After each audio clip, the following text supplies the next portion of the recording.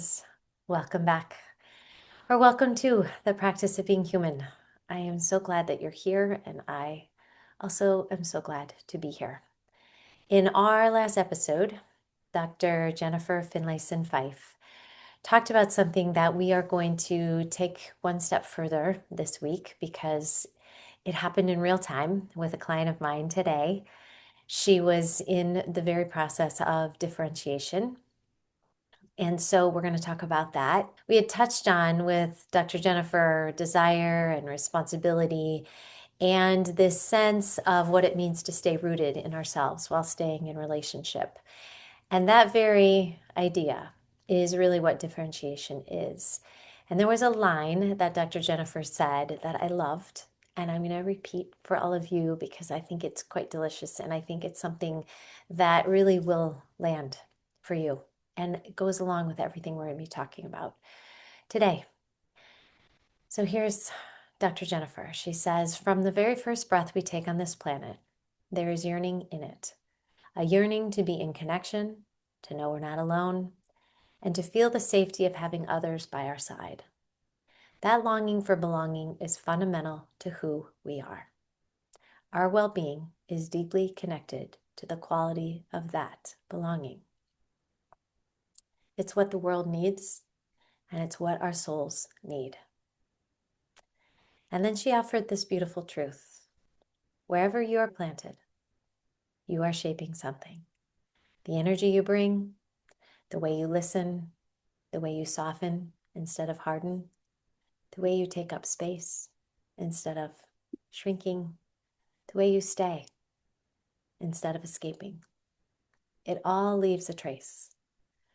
We don't need to fix the whole world.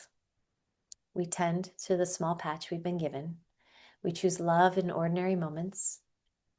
And somehow, that's how the extraordinary grows. That, my friends, feels like the perfect doorway into today's conversation. So thank you, Dr. Jennifer, for serving that up. And I'd like to just start with belonging, because if belonging is a human need, and we all desire to belong, it's primal, and connection is sacred, then the question becomes, how do we stay close to another without losing ourselves? And for the sake of today's episode, this is going to be in light of a young adult with her father. So how do we stay close to our parents without losing ourselves? Especially as we are on the cusp of shifting that relationship and pivoting as we continue to grow into ourselves and separate and individuate. How do we love deeply without disappearing? That's what we're going to talk about. Differentiation. This is the ability to stay connected to another while staying connected to yourself. And it's really about learning how to say, I care about you, and I'm still responsible for me.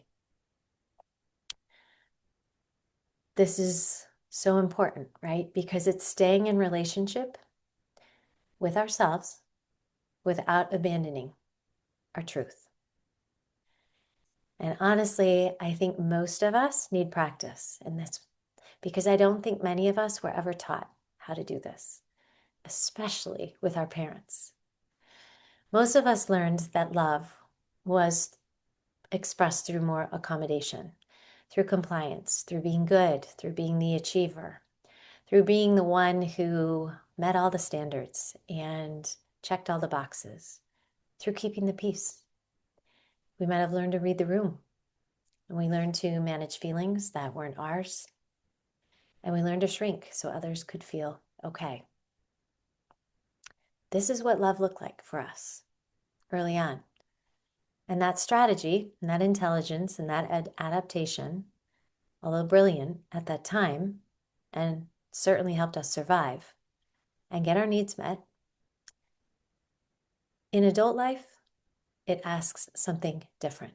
Adult relationships ask something different of us. Adult life and relationship asks us to stand. Recently, within the last few hours, a young woman I work with shared with me a very brave conversation she had with her father. And this is a conversation that she and I had talked about. It was in the works for the last few sessions. And she had been sharing with me that there's a longing and a desire for her, a sense of knowing, a truth that she has come to around her next steps for where she wants to live, the work she wants to be doing, and what that looks like in terms of next steps. And she also recognized that likely this was not going to be well received by her dad. And so she was having a lot of issue around this and a lot of tension, internal tension around it. So let me set the stage a little bit. This is a young woman from South America. She came to the States for school. She now lives in San Francisco and works in private equity. And on paper, everything looks quite successful.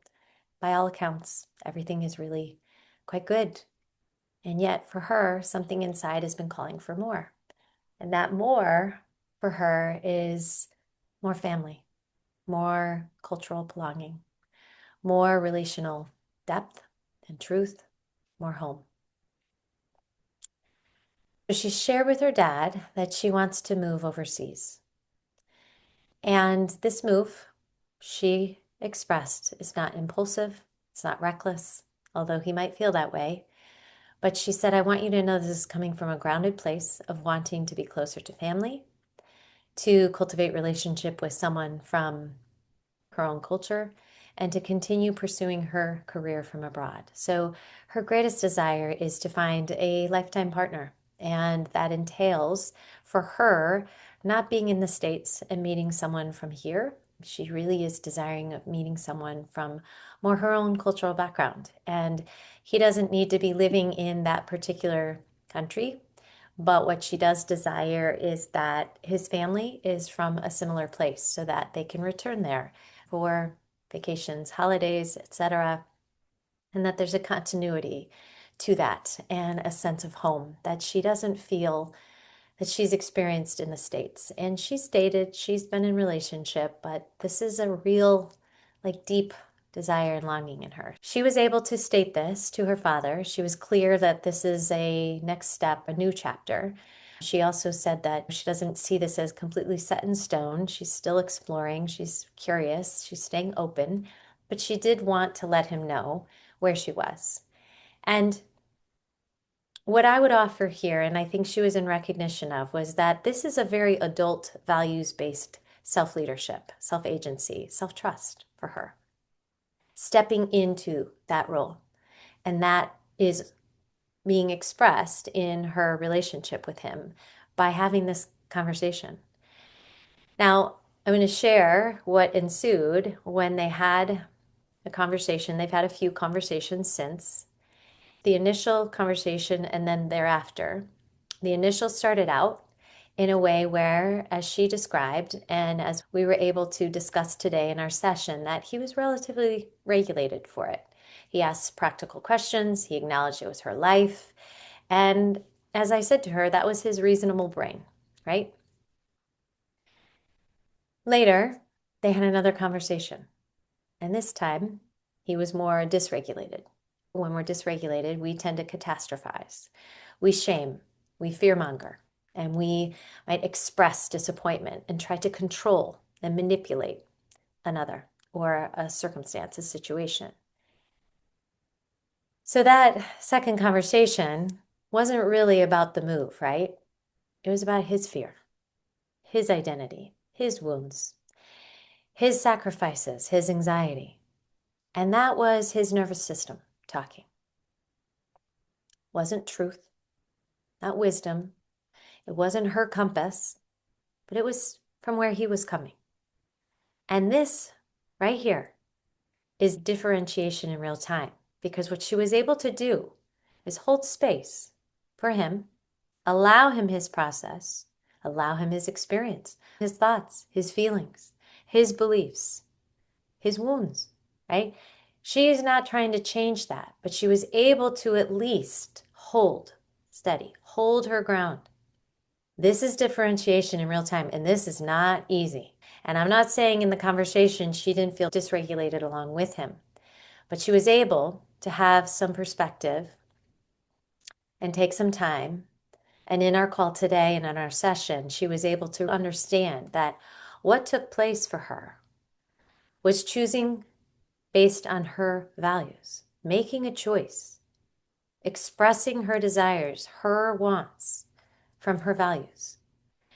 And from where he was reacting, it was from his fears.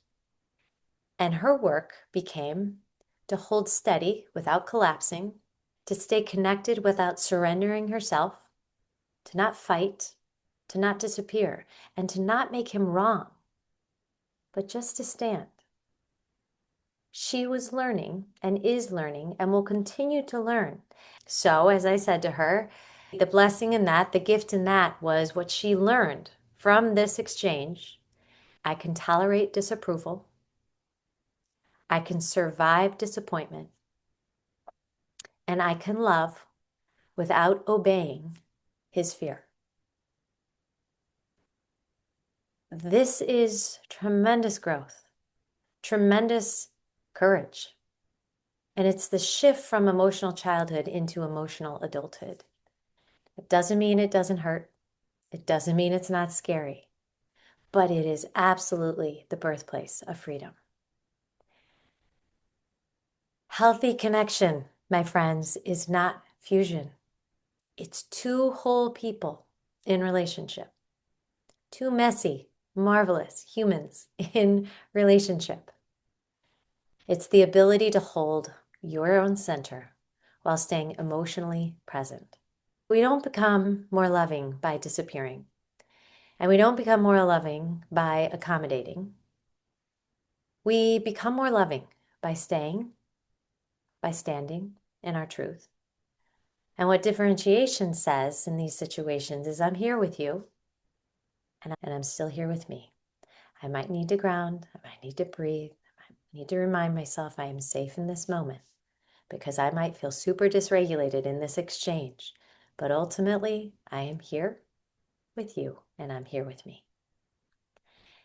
And I think of this as the antidote to enmeshment, right? Because this is how we learn to live our lives without fusing, without taking on what it is we believe we need to be for someone else to be okay, or for us to be seen as okay. It's learning how to live our lives, how to show up in relationship without having to cut people off because we're not outsourcing our okayness, our safety. We are safe. So we stop outsourcing our decisions. We learn how to tolerate disappointment. This is how we move from being managed by approval and seeking approval to being guided by our values. And I think this is beautiful, deep work. And my client, I see her doing this, and I'm marveling at it. And I have so much respect for her. So to her and to all of you, I want to just slow this down. Take a breath and notice. Where maybe, this is for you young adults especially, where maybe do I overfunction with my parents? And this could be for those of you maybe relating to a partner, to a roommate, to a friend, to a sibling. Where do you overfunction? Where do you take responsibility for emotions that aren't yours? Where do you shrink so others can feel okay? And imagine what it would feel like, even just a little, to rise into your own body, your own voice, your own knowing. No fixing, just noticing. The gift of awareness is that it creates space, creates room. And with this space in this room, it creates new possibilities.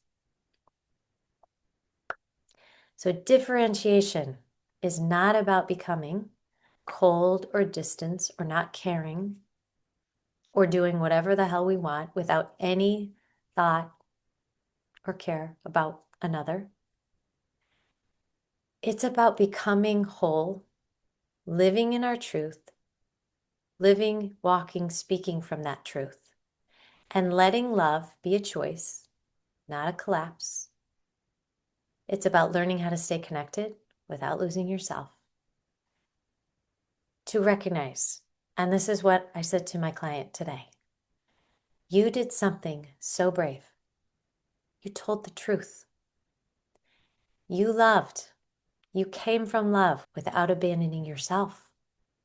This is your life. This is you. This is your truth now. And it is gorgeous to see you right here. And I am so glad that you're here.